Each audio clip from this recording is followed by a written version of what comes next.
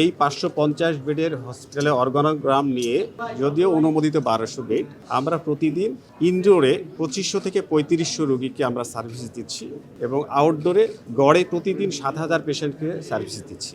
আমরা এই হসপিটালে সর্বোচ্চ সেবা দেওয়ার জন্য বদ্ধপরিকর। সাংবাদিক ভাইরা, আপনাদেরকে অনেক ধন্যবাদ। আপনারা এখানে অনেক সময় নিয়ে এখানে আপনাদের নিজেদের সময় ব্যয় করে এখানে এসেছেন, আমাদের নিয়মিত আপডেট দিচ্ছেন।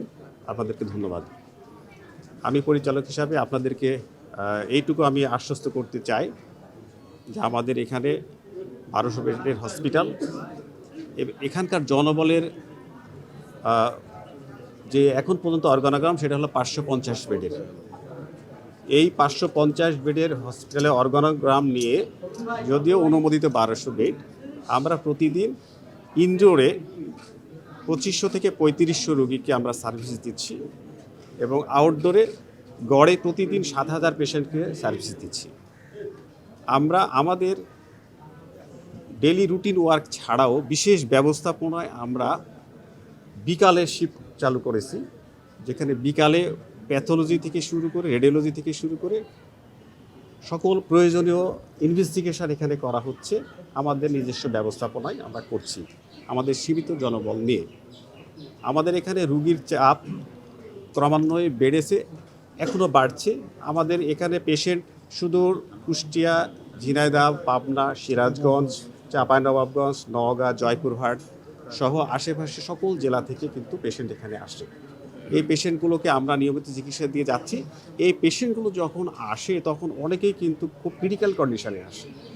আমরা আমাদের চিকিৎসা দেই এবং অনেক পেশেন্টকে আমরা চিকিৎসা শেষ পর্যায়ে পাই, যার কারণে অনেক সময় তাদের জন্য প্রয়োজনীয় যে সাপোর্ট, যে আইসিইউ সাপোর্ট বা অন্যান্য সাপোর্ট আমরা অনেক সময় দিতে পারি না এবং অনেক সময় এটাকে অপেক্ষমান রাখতে হয় এবং অনেক পেশেন্ট অপেক্ষমান থাকা অবস্থায় কিন্তু অনাকাঙ্ক্ষিতভাবে খারাপ পরিণতির শিকার হয়।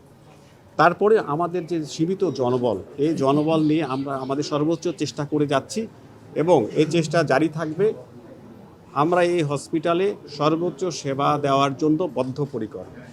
আপনাদের সহযোগিতা নিয়ে, আপনাদের পরামর্শ নিয়ে আমরা এই হসপিটালে সর্বোচ্চ সেবা দিতে দৃঢ় প্রতিজ্ঞ।